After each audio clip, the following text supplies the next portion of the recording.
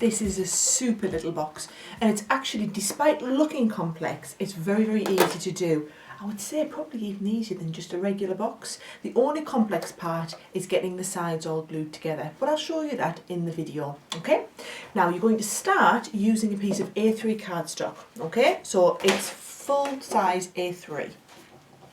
And what I'm going to do is I'm going to use all true measurements this time. So if you're using true measurements, it means you're butting up against the box lid side, or if you always have your handle at the top, it's the side at the left, okay? So starting off with the longest side, I'm going to score at 3 inches all the way to the bottom, and then at 8 5/8, so 4, 5, 6, 7, 8 5/8, so one just past halfway. Okay, then turn it around so you've got the short edge butted up, and we're going to score at 3, 6, 9, and then fold in on your 9 line, put that up against the edge, and then you're going to score again 3, and again 6. Okay.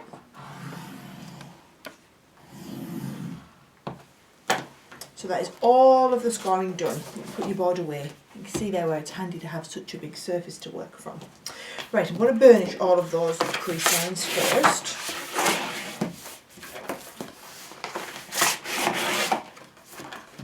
Okay. Then what I'm going to do on the top edge here, right, I'm going to cut away all of this panel here. So we're cutting in to the second score line here like this.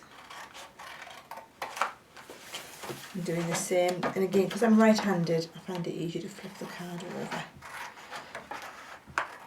and cut in.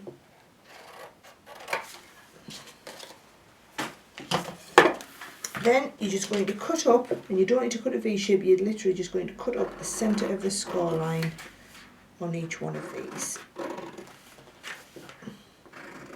These are going to be your sides that I said we were going to take great care in gluing together.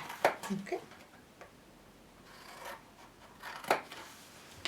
Now, what you might want to do, if you look on my box here, I just used the decorative scoring element on the Ultimate just to create a little ridged edge. So if I bring in the one here that I've already prepared, you can see it's exactly the same.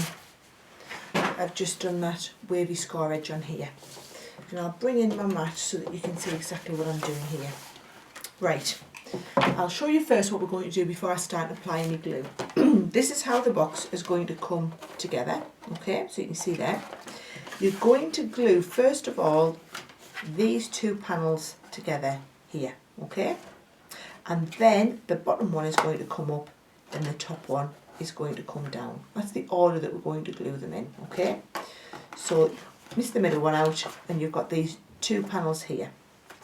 Now, the easiest way to do it is with a glue that's kind of repositionable. So I'm going to use a little bit of tacky glue and I'm going to put it right in the centre part here, because what we're going to do is do quite a bit of manoeuvring, right?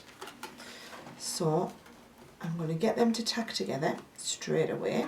So just massaging it into place. There we go, it's starting to tack. Oh, actually it's tacked very quickly, a little bit quicker than I was anticipating. I'm going to get my next layer of tacky glue down on here and put a little bit more on here because this whole panel needs to stick over. Okay.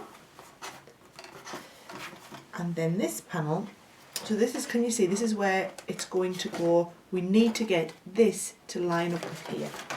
So just massaging these, I'll just take this apart and put a little bit more glue on. Give us a little bit more time here. Massaging these into place, so when this one comes down that's going to meet, and that is actually starting to look pretty right there now. So I know that my last gluing one is going to stick, there we go, exactly over there. But I'll not quite stick that yet, I'll do the other side. So I'll show you again so that you're following what I'm doing. I'm taking the two side panels here, right? I'm going to pop some glue in the centre of this one so that these will start and hold together, and then all over this one. Alright, but they are all movable, as you can see here, because we need to get this corner here lined up and make sure that all of the workings inside are lined up to facilitate that. So just going to open that out a tiny little bit more. There we go. So now I'm happy with where those corners are sticking. I'm just making sure that that glue is adhered properly. And actually it might be worth, I'm probably going to go and add a little bit of extra glue onto these panels here. Yeah, so you could just add extra glue in the sides. The final one that's going to glue is this top one. Now don't put glue all the way in, you only want glue on the bottom half. Same with that side there, we're only going to put glue on the bottom half.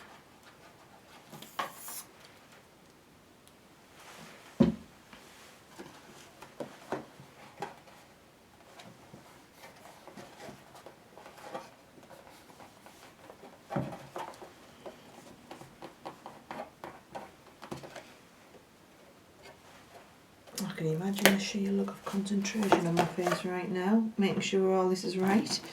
So I think, see, it's not difficult, it's that you just need to really pay attention when you're sticking these sides in.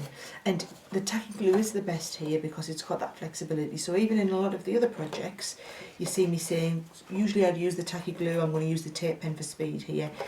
You just haven't got that flexibility and manoeuvrability with the tape pen. So there we go. That's how our box is going to glue together. Just need to give it a few seconds for the glue to dry. But you can see that when that lid comes down, and I recommend just using a bit of double-sided Velcro here to glue that box down, you can see how it makes the fantastic pentagonal box. Great for sweeties, this one actually. And when you see how easy it is to put together, all made from one single sheet of A3 cardstock, this is going to be perfect.